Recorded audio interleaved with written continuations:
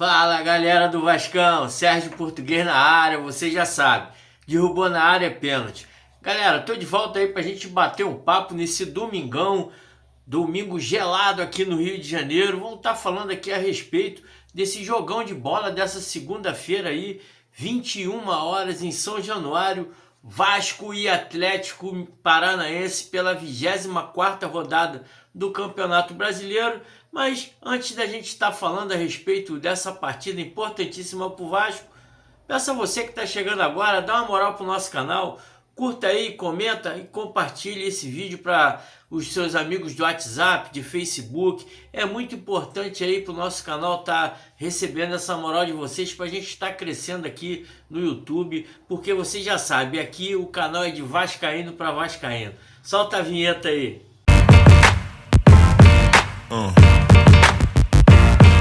Yeah. Yeah.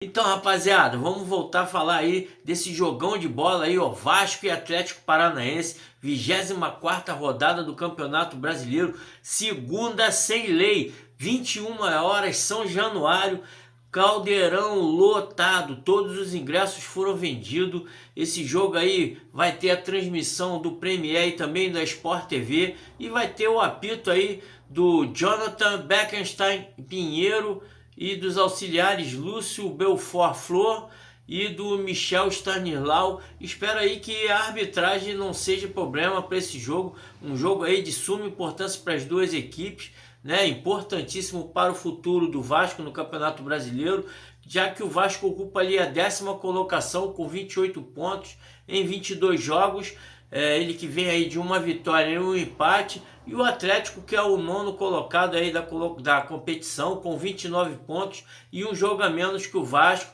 vem de um empate e uma derrota. O Vasco que está aí a 10 pontos do G6, né? Classificação aí para a Copa Libertadores das Américas, e também está a apenas 6 pontos do Z4. Os times que estão na parte de baixo da tabela vêm se recuperando. O Fluminense ontem teve uma vitória em cima do Atlético Mineiro importantíssima, que inclusive ajudou o Vasco. O retrospecto desse jogo aí é muito equilibrado, foram 53 jogos, o Vasco venceu 21, o Furacão venceu 18 e ainda houve aí 14 empates nesses 53 jogos. E o Vasco, se vencer essa partida, ele pula aí para a 8ª colocação, né? Ele ultrapassa o próprio Atlético Paranaense, que está na 9ª com 29, e o Galo, que perdeu ontem para o Fluminense, com 30 pontos. Mas ali é uma, como eu disse anteriormente, é uma posição um pouco ingrata, já que tem clubes ali na parte de baixo da tabela ali que podem estar ultrapassando o Vasco e até mesmo igualando a pontuação do Vasco. Caso do Internacional, que tem 3 jogos a menos que o Vasco. O Red Bull Bragantino está com uma posição atrás do Vasco e tem um jogo a menos, assim como o Criciúma, que tem ali um jogo a menos e pode chegar aos mesmos 28 pontos do Vasco. Então é importante aí o Vasco vencer essa partida, né? Informações vindas lá do Paraná é que o Atlético Paranaense pode estar vindo com uma escalação alternativa, já que a diretoria do clube está dando uma prioridade maior à Copa do Brasil, e o Vasco aí vai disputar aí 3 jogos em seguidas, né? Uma sequência de 3 jogos contra o mesmo Atlético Paranaense. Esse aí sendo o primeiro jogo, um jogo que vai servir como termômetro, né, para a sequência desses 3 jogos. O Furacão, mesmo vindo aí com o time titular, ele já teria ali a ausência de 3 jogadores importantes no time, né? Principalmente o Fernandinho, que sofreu uma lesão no músculo da coxa e pode ficar aí por um bom tempo afastado. Também tem ali o Gamarra e o Zapelli, que foram suspensos com o 3º cartão amarelo. Pelo lado do Vasco, havia a expectativa da escalação do Felipe Coutinho e também do Alex Teixeira, eles que vêm de contusão. A expectativa que eles retornassem justamente contra o Atlético era muito grande,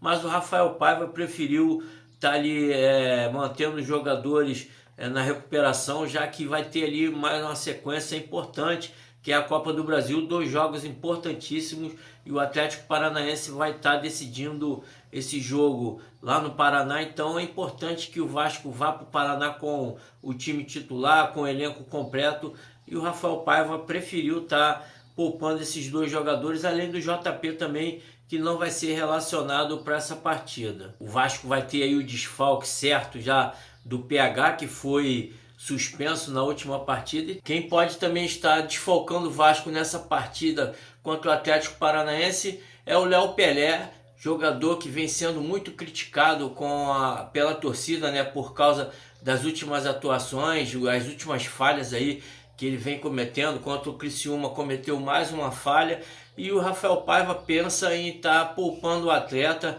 para poder estar ali dando um refresco, a torcida se acalmar um pouco mais e esquecer aí, já que o Léo Pelé infelizmente é um jogador marcado por erros estratégicos. Toda vez que ele erra, o Vasco ou perde ou deixa a vitória escapar. Então é importante aí dar um refresco, porque é um bom jogador, é um ativo do clube, não pode estar sendo aí execrado pela nossa torcida. A provável escalação deve ser a seguinte: o Vasco vem com Léo Jardim, Puma Rodrigues, Maicon, João Vitor e Piton, Hugo Moura, Cocão e Payet, e no ataque Adson, Verratti e o nosso DVD, que por sinal no último jogo aí, na minha opinião, foi o melhor jogador em campo, fez um golaço aí. Infelizmente a gente não conquistou a vitória contra o Criciúma. O Atlético deve vir com o time titular, caso o técnico do time, o Martim Varini, não traga ali os titulares, né? Mas a gente tem aí as informações do time titular: Léo Link, Léo Godoy, Kaique Rocha, Thiago Heleno e Esquivel. O meio de campo: Gabriel, João Cruz e Christian. O ataque: Coelho, Mastriani. Como eu venho falando, né, a respeito da posição do Vasco, é muito perigosa. O Vasco tem que ter ali atenção ali a esses jogos, principalmente dentro de casa. Um time que vem aí no comando do Rafael Paiva, uma invencibilidade de 7 jogos dentro de casa. O time do Atlético Paranaense, por poder estar trazendo aí um time reserva, vai jogar toda a responsabilidade em cima do Vasco da Gama, né? Então o time tem que estar mantendo a tranquilidade, tem que estar ali buscando sair compacto, não deixar espaço para o time do Atlético Paranaense, que vai ser ali um franco atirador. Ele que, por sinal, é um time que tem aí um bom retrospecto fora de casa, mas vindo com um time reserva, o Vasco tem totais condições aí de estar trazendo essa vitória. O Vasco tem que manter, como eu falei, ali é um tático 4-3-2-1 que o Rafael Paiva vem implementando, né? Explorar muito as laterais, apesar da ausência do Paulo Henrique, temos que estar explorando um pouco mais o lado esquerdo, juntamente ali o Payet com o Lucas Piton, aquela jogada que é tradicional do Vasco dentro da área ali com o Verratti. O Hugo Moura, que no primeiro jogo lá no Paraná era a estreia do Hugo Moura, ele que veio do próprio Atlético Paranaense, foi expulso, deixou o time ali com -1, e o Vasco acabou perdendo aquela partida, mesmo jogando muito bem aí o segundo tempo, com um jogador a menos. Ele e o Cocão tem que estar ali atento à cobertura das laterais, né? Principalmente do Puma, que tem uma dificuldade no sistema defensivo. É um bom jogador no ataque, mas falha muito lá atrás. Então esses jogadores têm que estar atentos para poder não deixar espaço na frente da área ali,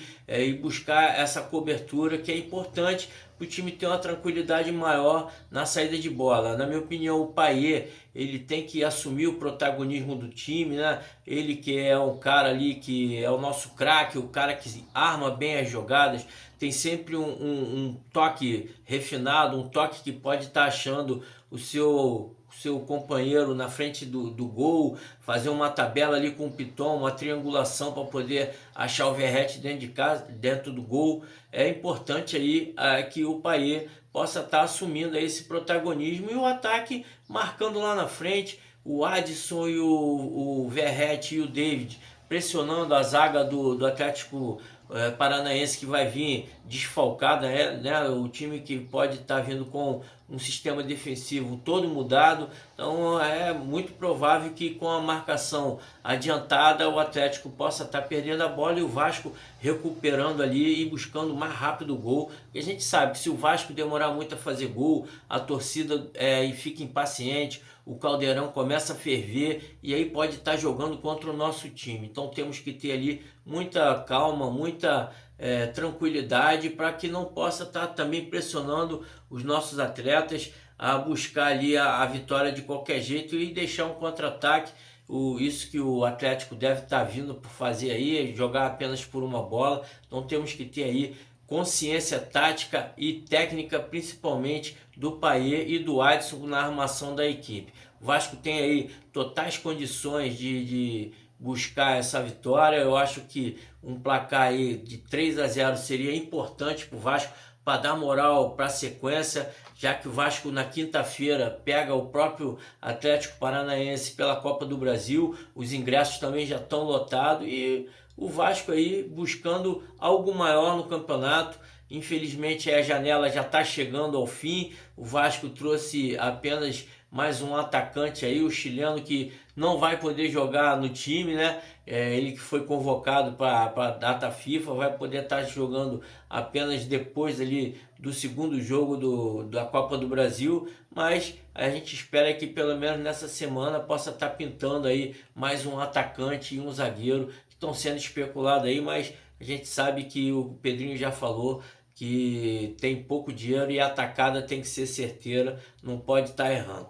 Esse aí foram as minhas considerações, é um papo que a gente queria estar batendo aqui nesse domingo frio. Deixa aí seu comentário a respeito se o Vasco deve mesmo poupar o Alex Teixeira e o Coutinho, qual é o seu placar dessa partida e o que vocês acham aí da Copa do Brasil. Temos condições de vencer o Furacão lá em Curitiba? O Vasco vai buscar aí uma vitória e quem sabe aí a classificação para as semifinais da competição, que tem bastante tempo aí que a gente não chega. Valeu? Curta, comente, compartilhe. É importante aí você estar ajudando o nosso canal, porque você já sabe, o canal aqui é de vascaíno para vascaíno. Valeu? Saudações vascaína.